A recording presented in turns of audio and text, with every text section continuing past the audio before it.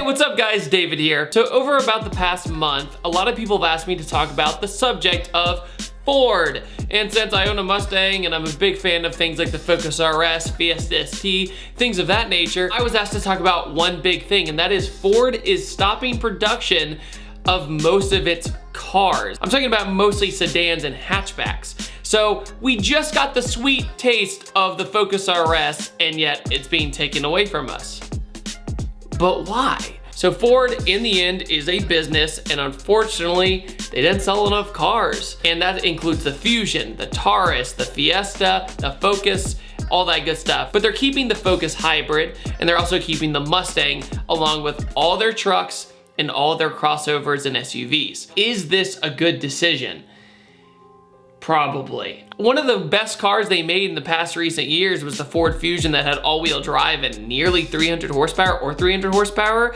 And that thing was really cool. It had like a pothole detection system and everything, but nobody knew about it, so it didn't sell. Taurus SHO, I talk about it all the time, still didn't sell because there were other competitors around the same price. When you look at all of these cars that were pretty decent or great, they just got pushed to the side because the Mustang would probably outsell them anyway. So Ford is doing a financial decision to cut all these off. Let's take that information and transfer it over to the new Mach 1. They announced that they're making a new Mach 1, and I'm like, oh sweet, that would be pretty cool. Because the Bullet Mustang I think is really cool that they're coming out with, but I don't think it has as much of a legacy as say the Mach 1 or say a Shelby GT500. So when they announced there's gonna be a new Mach 1, I'm like, what on earth is it gonna look like? Like it's gonna be another S550 Mustang and then they're gonna change the bumpers maybe? I don't know, what motor's gonna be in it? I don't know.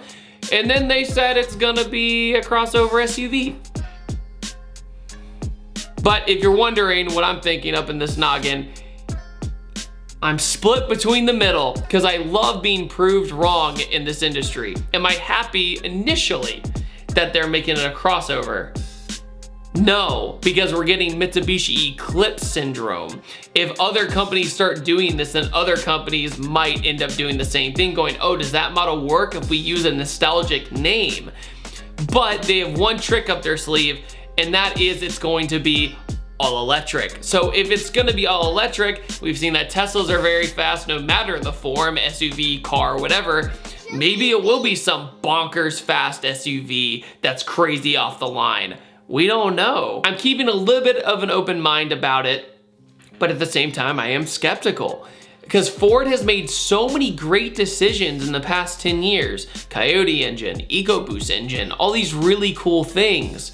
And I feel like it was almost Ford's prime. You know, the Coyote motor is the best Mustang motor they ever made. The GT500 in 2013 made 662 horsepower. The GT350 revs to 8250 RPM because of a flat plane crank.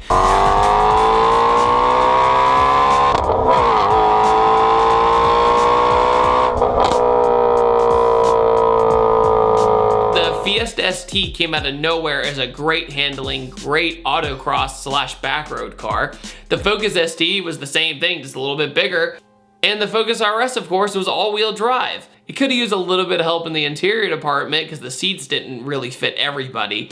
But other than that, it was a great car. All-wheel drive, 350 horsepower, very fun to drive.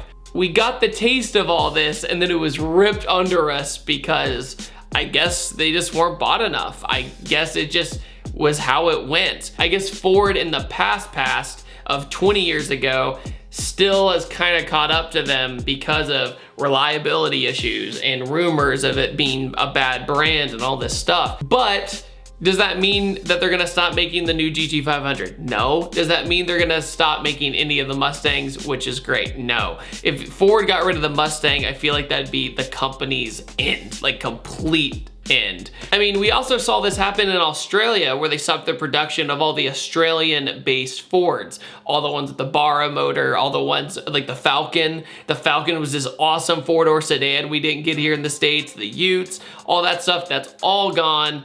All discontinued, and we didn't get any of those either. I think it's interesting how they're just kind of cutting the cord on unnecessary spending. Unnecessary spending is how a company goes away. and therefore I understand where Ford is coming from. But at the same time, I do think it's a big loss to the car industry. I do think it's a big loss of losing these hot hatchbacks and these sort of things. But going back to the Mach 1, I'm so curious on what it's gonna look like. Or I know they did a teaser video, but I was like, I don't know. Teaser video doesn't show jack. So I'm still skeptical on that part of it as well. It's one of those things that only time will tell, and that absolutely sucks. But I hope Ford eventually comes back with a sedan or comes back with a hot hatchback, or just have one, you know, save one of them, because everywhere else in the world, they kept them because they sold so well. And I could totally see why, because of displacement a lot of the times in other countries of the engines associates with your insurance. So a Fiesta ST being under 2 liters and it's still fun to drive, of course that's gonna sell if that's a big issue over in Europe, etc. So I see why they're keeping it everywhere else but here, because those Americans, I guess, didn't like them hot hatches as much. Same thing with wagons. Why don't we like wagons? I really wish that like the Audi RS6 was here. Stuff like that, to go on a tangent. But I think it just shows that hatchbacks and wagons and weird obscure cars, even like the Chevy SS, we just don't buy them. I think my theory is, if it's not blatantly a sports car, Mustang, Camaro, even Lamborghini, like way up there, if it's not blatantly a performance car visually, Americans have a hard time buying it. And I think that's a lot of the times because the prices are usually around the same. Chevy SS and the Camaro SS were probably around the same price at the time they were both selling on the lot. And the guy is gonna buy his dream car he wanted as a kid to buy the Camaro. I get it. I totally get it, but it's also why brands like Pontiac failed with the G8. It's just unfortunate, but that's just the way the cookie crumbles. What do you guys think about Ford's decision about the electric Mach 1 and discontinuing their cars? I would love to hear what you guys say down below. So guys, I upload every Tuesday, Thursday, and Saturday. Thanks so much, and I'll see you guys next time. Hey, you, want clean wheels? Hey, use this, spray on, let it sit for 45 seconds and turn purple. Spray again with water, clean wheels. Make sure to check out www.pattersoncarcare.com.